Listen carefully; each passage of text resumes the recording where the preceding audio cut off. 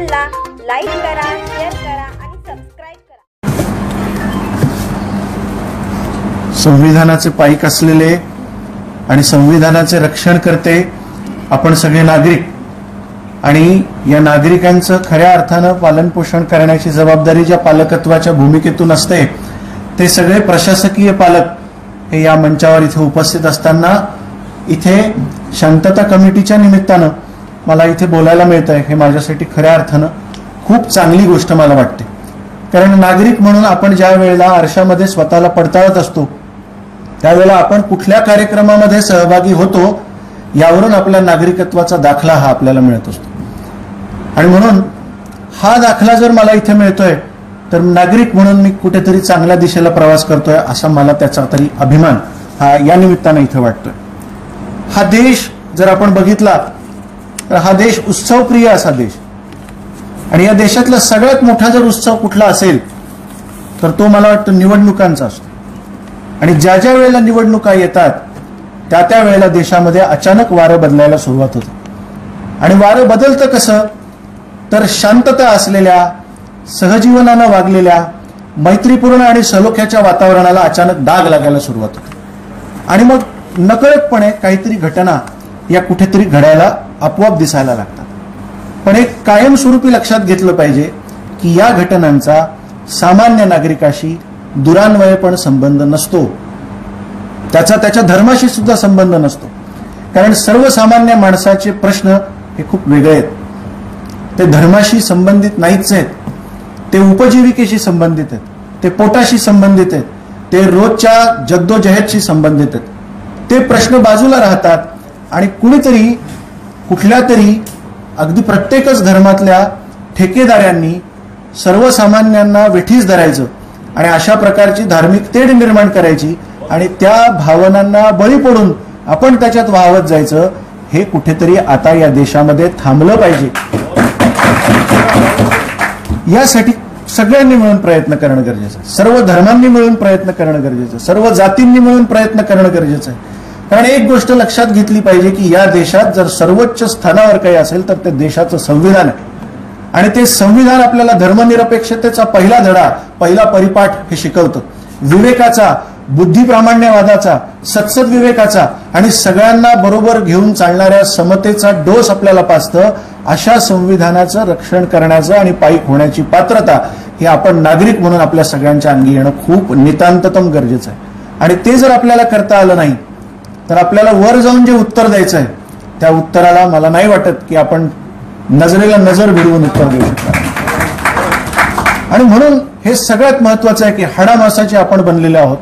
मी लहान मुलांचा डॉक्टर आहे, जन्माला येत असतानाच्या प्रत्येक बाळाला सगळ्यात पहिल्यांदा मी बघतो, त्याच्या अंगावर कुठलाच कपडा नसतो, त्याच्या अंगावर कुठल्याच धर्माचं लेबल नसतं, त्यावेळेला मी त्या बाळाला पाहिलेलं असतं, आणि म्हणून ते बाळ निरागस वाटतं। पण जसं जसं त्याच्यावर कपडे चढतात, जसे जसे त्याच्यावर धर्माचे, जातीचे वेष्टनं चढतात, त्याला नाव चिकटवलं जातं, आडनाव चिकटवलं जातं, आणि मग तो शाळेत येतो, शाळेतून कॉलेजमध्ये जातो, कॉलेजमधून तो व्यवसायात उतरतो। प्रत्येक ठिकाणी त्याच्याकडे बघण्याचा एक चष्मा असतो, आणि त्या चष्म्यातून बघितलं जातं। हा चष्मा ज्या दिवशी पुसून स्वच्छ करू त्या दिवशी हा देश खऱ्या अर्थानं सुजलाम आणि सुफलाम झालेला असणार आहे। मला एक गोष्ट सरतेशेवटी सांगावीशी वाटते, जी आपण आपल्या तरुण मित्रांना, आपल्या सर्व मुलांना, जे कार्यकर्ते आहेत सो कॉल्ड प्रत्येक राजकीय पुढाऱ्यांचे, त्या सगळ्यांना एक निरोप द्या की या राजकारण्यांच्या मागे लागू नका।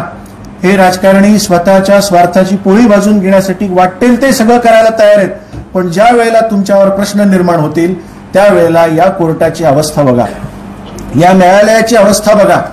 हा न्याय सर्वसामान्यांसाठी नाही, सर्वसामान्यांना न्याय मिळत नसतो, मिळत असते ती फक्त तारीख, आणि ती तारीख घेऊन आपल्याला पुढे पुढे चालावं लागतं। अशा वेळेला संघर्ष करत बसायचा, कारण आपल्याला सगळ्यांना माहिती की 4 कोटीपेक्षा जास्त प्रलंबित केसेस या देशामध्ये आजही पेंडिंग त्या कोर्टाच्या कपाटांमध्ये पडून आहेत। 64,000 केसेस फक्त सर्वोच्च न्यायालयामध्ये पेंडिंग आहेत, कनिष्ठ न्यायालयांमध्ये 3.25 कोटीपेक्षा जास्त केसेस पेंडिंग आहेत। आणि असं असताना आपण न्यायाच्या प्रतीक्षेमध्ये, मी तुला बघून घेईल, तुला मी सोडणार नाही, रस्त्यावर मी तुझ्यावर असं काहीतरी करेल की तुला कोर्टात भेटेन, अशा प्रकारच्या पोकळ धमक्या देणं पहिला बंद करायला पाहिजे। न्याय आपल्यासाठी, सर्वसामान्यांसाठी मिळायला खूप वेळ लागतो, आणि त्याच्यासाठी सगळ्यात महत्वाची गोष्ट आहे की न्यायानं वागणं हे शिकलं पाहिजे, कायद्याचा धाक असला पाहिजे. पोलीस आहेत, प्रशासन आहे, ते आपलं काम करत आहे, ती यंत्रणा काम करते, त्या यंत्रणेला काम करू देण्याचं सहकार्य हे आपल्याकडून खरं म्हणजे अभिप्रेत असतं. ही सगळी मंडळी ज्या वेळेला शिक्षण घेत असतात त्यावेळेला त्यांना धर्मनिरपेक्षताच शिकवली गेलेली असते. आणि आता सर सांगत होते की या युनिफॉर्म मध्ये ज्या वेळेला एखादी व्यक्ती असते त्यावेळेला ती त्या सगळ्या धर्मांच्या वर असते. धर्म हा माझ्या घरापुरता मर्यादित राहायला पाहिजे. रस्त्यावर ज्या वेळेला मी येतो त्यावेळेला या प्रत्येक रस्त्यावर, या देशातल्या प्रत्येक रस्त्यावर संविधानाचं राज्य आहे हे अजिबात विसरून चालणार नाही. त्यामुळे कायद्याचा धाक असला पाहिजे. धार्मिक तेढ, अशा पद्धतीचं वातावरण, धर्मांध प्रदूषण असं जर कोणी निर्माण करणार असेल तर त्याला कायदा त्या पद्धतीनं व्यवस्थितपणे प्रसाद दिल्याशिवाय राहणार नाही. हा मेसेज जाणं हे खूप गरजेचं आहे. म्हणून आपण वडीलधारे आहात, आपल्या आपल्या घरांमध्ये असलेल्या मोठ्या होणाऱ्या सगळ्या मुलांना हा निरोप खरं म्हणजे देणं गरजेचं आहे की बेरोजगार तरुणाईच्या समोर असलेल्या प्रश्नांना उकल देण्यासाठी प्रयत्न करा.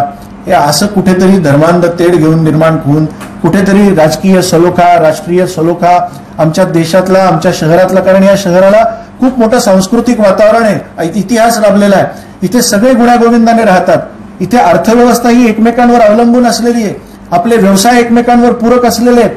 त्याच्यामुळे असं करून चालणार नाही की आज माझा धर्म आहे आणि माझ्या धर्माचं राज्य आहे. असं कुठल्याही धर्माचं राज्य नाही, इथे संविधानाचं राज्य आहे. हे आपल्या सगळ्या मुलांना, तरुणांना आपल्याला सांगणं हे नितांततम गरजेचं आहे. आणि मला असं सरतेशेवटी सगळ्यात महत्वाचं सांगावं असं वाटतं की आपल्या समोरचे जटिल प्रश्न हे अजूनही सुटलेले नाही आहेत. आणि आपल्या समोरचा सगळ्यात मोठा प्रश्न जर काही असेल तो पाण्याचा आहे, तो रस्त्यांचा आहे, तो विजेचा आहे, तो खड्ड्यांचा आहे, तो टोळक्यांचा आहे, तो अतिक्रमणाचा आहे, तो आपल्या मूलभूत गरजांचा आहे. त्याच्यासाठी कुठल्याही प्रकारचं जन आक्रोश मोर्चा निघताना दिसत नाही, त्याच्यासाठी कुणीही कुठलंही आंदोलन करताना दिसत नाही, त्याच्यासाठी कधी प्रशासनाकडे जाब विचारताना कोणी दिसत नाही. ही शोकांतिका आहे. नको त्या गोष्टींमध्ये आपल्याला भांडत ठेवायचं आणि मूळ प्रश्नांना बगल द्यायची. हे राजकारण्यांनी आजपर्यंत केलेलं कटकारस्थान आहे. या कारस्थानाला आज इथून पुढे आपल्याला बळी पडायचं नाहीये. आपल्याला एक चांगला नागरिक घडवायचा आहे, एक चांगला उद्देश आपल्या समोर असला पाहिजे. हा देश चांगला व्हावा, हा देश सलोख्यानं चालावा. एक गोष्ट लक्षात घ्या, संपूर्ण जगामध्ये हा एकच असा देश आहे की जो विविधतेने नटलेला आहे, सगळ्या धर्मांनी, सगळ्या जातींनी नटलेला आहे आणि तरी सुद्धा इतका समृद्ध आहे. तो कशामुळे समृद्ध आहे? तो आपल्या या विचारसरणीमुळे समृद्ध आहे, तो आपल्या या धर्मनिरपेक्षतेमुळे समृद्ध आहे. आपण सगळे एकमेकांच्या सणामध्ये, उत्सवांमध्ये सहभागी होतो, आनंद व्यक्त करतो, एकमेकांच्या सुखदुःखामध्ये मदतीला धावून जातो. हे कोविडमध्ये बऱ्याच चेहऱ्यांना मी बघतो की मी पाहिलेलं आहे. त्यावेळेला मी रस्त्यावर होतो, बरेचसे लोक रस्त्यावर होते आणि खांद्याला खांदा लावून काम करत होते. त्यावेळेला धर्म हा घरात बसलेला होता, माणुसकी रस्त्यावर काम करत होती. आणि त्यामुळे या माणुसकीला सलाम करत या सगळ्या नागरिकत्वाच्या सगळ्या शपथा धर्मनिरपेक्षतेच्या वाटेनं जातील, अशा स्वरूपाचं सगळं काही पुढे व्हावं ही शुभेच्छा देतो आणि थांबतो. धन्यवाद.